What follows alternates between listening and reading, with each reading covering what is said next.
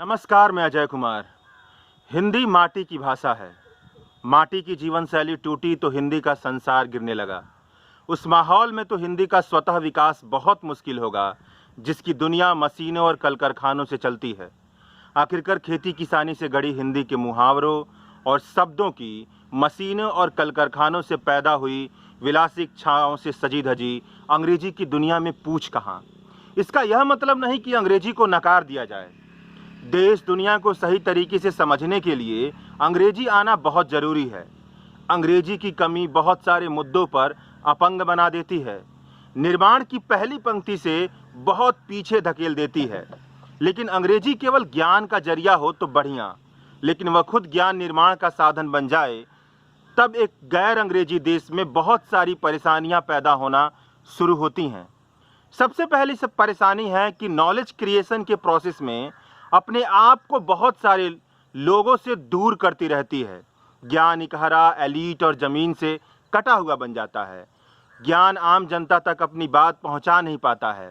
आम जनता के मुहावरे से दूर होता चला जाता है और आम जनता ज्ञान को ही द्वेष भरी नज़रों से देखने लगती है। इसे समझने के लिए सबसे बढ़िया उदाहरण के तौर पर आप नियम और कानून और संविधान से जुड़ी बहसों को खंगाल कर देखिए।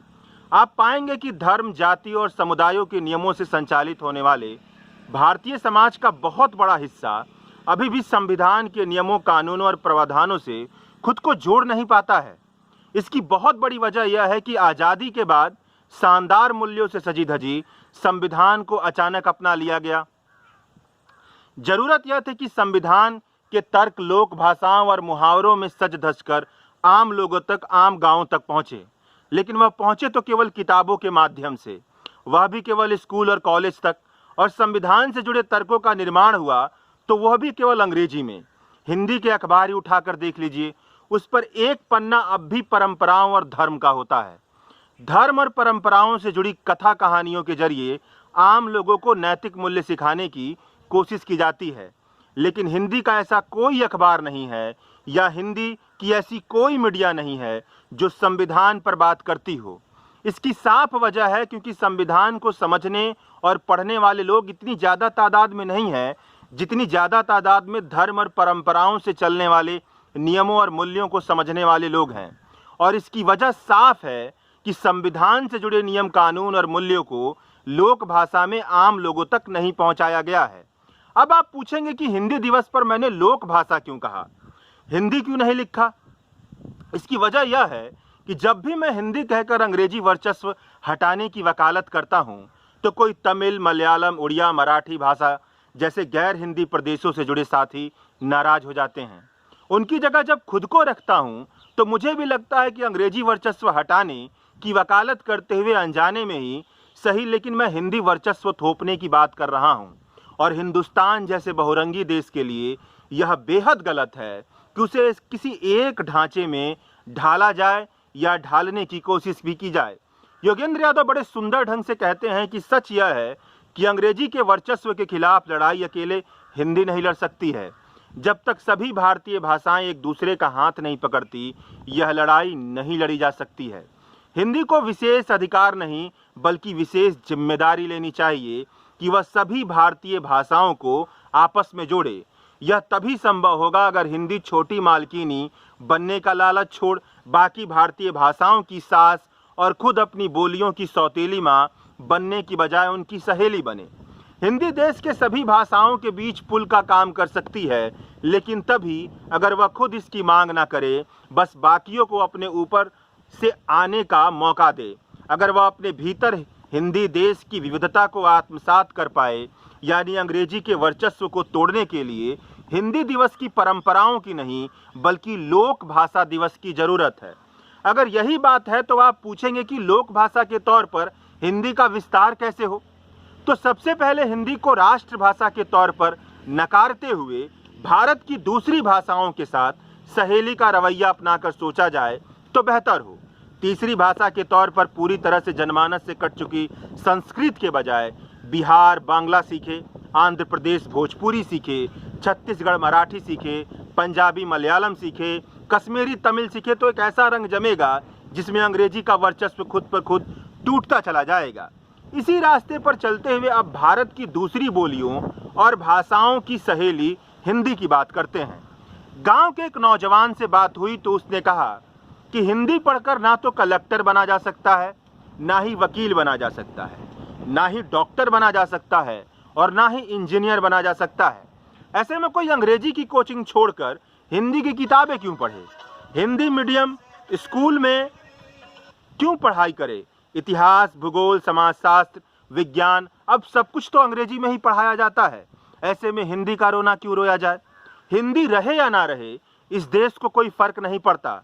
इसमें जो गुस्सा है वह इस बात का है कि हिंदी में रोजगार नहीं है, हिंदी पढ़कर एक ठीक ठाक नौकरी नहीं मिल सकती है।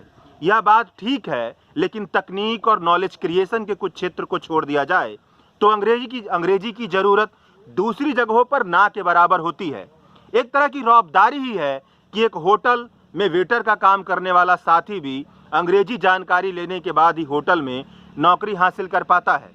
सरकार की बहुत सारी नौकरियों में भी अंग्रेजी केवल पासिंग मार्क का हिस्सा बने तो समझ में आता है, लेकिन यह भी कंपटीशन का हिस्सा बन जाए, अंग्रेजी के नंबर यह कार्य करने लगे कि कौन नौकरी के लायक है और कौन नहीं, तो यह बात समझ से बिल्कुल परे है।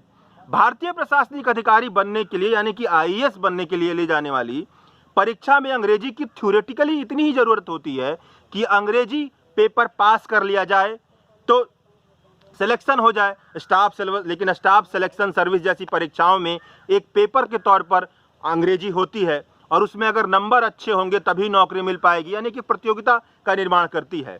लेकिन यह सारे बातें सिद्धांत से परे हैं, थ्योरेटिकल हैं। बिहार में तभी लागू हो पाएगी जब हिंदी का चलन बढ़ेगा। अभी तो स्थिति यह है कि भारत की सारी संस्थाएं अंग्रेजी की गुलाम हैं। आंकड़ों से समझिए तो स्थिति यह है कि यूपीएससी परीक्षा में जहां अंग्रेजी का केवल एक पासिंग पेपर होता है, वहां पर हिंदी माध्यम से परीक्षा देने वाले विद्यार्थियों की कामयाबी दर 1 से 2% के बीच में होती है। तो भारतीयों की हिंदी का चलन बढ़ेगा कैसे? इसके बहुत सारे उपाय हो सकते हैं। बहुत सारे जानकारों को पढ़ने के बाद कुछ उपायों की लिस्टिंग करें तो वह यह है कि हिंदी केवल दिलचस्पियों की भाषा ना बने, हिंदी में केवल कथा कहानी कविता ना लिखी जाए, बल्कि हिंदी में देश दुनिया की गंभीर बातें भी लिखी जाएं। इन बातों को केवल जटिल बातें कहकर हिंदी के पाठकों से दूर ना रखा जाए। जरा सोच कर देखिए कि हिंदी भाषा में ऐसा क्या नहीं है कि मानविकी के सारे अकादमिक पर्चे केवल अंग्रेजी में छपते हैं। अगर यह तर्क है कि हिंदी का पाठक इतनी बोझिल बातों को नहीं पढ़ता, तो यह हिंदी के पाठकों से दूर भागने वाला लॉजिक है। ऐसे लोगों से पूछना चाहिए कि क्या इसका मतलब है कि अंग्रेजी में बोझिल बातें लिखी जाती हैं और अंग्रेजी में ही लोग बोझिल बातें पढ़ पाते हैं? यह बिल्कुल गलत बात है, क्योंकि अगर भाषा सरल, सहज और सरल नहीं होती है तो वह पाठकों तक नहीं पहुंच पाती है। हिंदी लिखने वालों को गंभीर लेखन के नाम पर क्लिष्ट लेखन की आदत को पूरी तरह से छोड़ना होगा। इसमें सबसे बुरी स्थिति सरकारी लेखन की है। संविधान की एक अच्छी सी किताब सरल, सहज और सहज भाषा में लिखी जा सकती है, लेकिन जैसे ही वह भारत सरकार द्वारा छपकर आती है तो पूरी तरह से क्लिष्ट हो जाती है।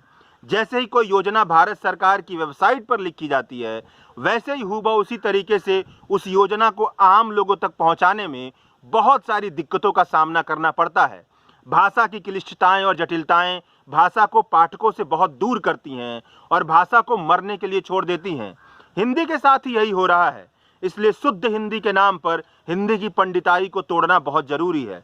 हिंदी को अलग अलग स्वर और व्याकरणों में सुनने पढ़ने की आदत डालना बहुत जरूरी है। कोई भी भाषा तभी बड़ी बनती है जब वो बड़ा दिल रखती है। स्कूल, कॉलेजों, मीडिया, सरकार, किताब, हिंदी लेखन में अगर हिंदी के साथ उर्दू भी घिली हुई हो, दर्जन बोलियों के शब्द आते हों, तो कोई नाक भौं सिकड़ो तो भी हिंदी का चलन अपने आप बढ़ता रहेगा। कोई भाषा तभी बढ़ती है जब उसके शब्द चलन में होते हैं, नए शब्द गढ़े जाते हैं, साहित्य रचा जाता है और नॉलेज का क्रिएशन होता है। छपरा के जयप्रकाश नारायण कॉलेज में हिंदी प्रोफेसर चंदन श्रीवास्तव लिखते हैं कि लग सकता है कि हिंदी का काम अनुवाद के सहारे खूब चल रहा है। यह दावा भी किया जा सकता है कि भूमंडलीकरण के इस मीडियामय वक्त में हिंदी बढ़ रही है, लेकिन यह भी सच है कि ऊपर बढ़ती हुई हिंदी भी भीतर से रोज मर रही है। भाषा के बढ़ने और होने के लिए जितना जरूरी भाषा का प्रसार है, उतना ही जरूरी भाषा के अंदर विचार का भी होना है। ज़्यादातर भारतीय भाषाएं तुरंत फुरंत सूचना के दौर में अनुवाद की भाषा बनकर रह गई हैं। उनकी चिंता किसी अंग्रेजी शब्द का हिंदी, तमिल, तेलुगु अनुवाद गढ़ने का ज़्यादा है और उस मौलिक अवधारणा को गढ़ने की कम, जो शब्दों को नए सिरे से संस्कार देते हैं और नए शब्दों का निर्माण करते हैं। हिंदी दिवस नहीं, लोक भाषा दिवस की आपको शुभकामनाएं। शुक्रिया।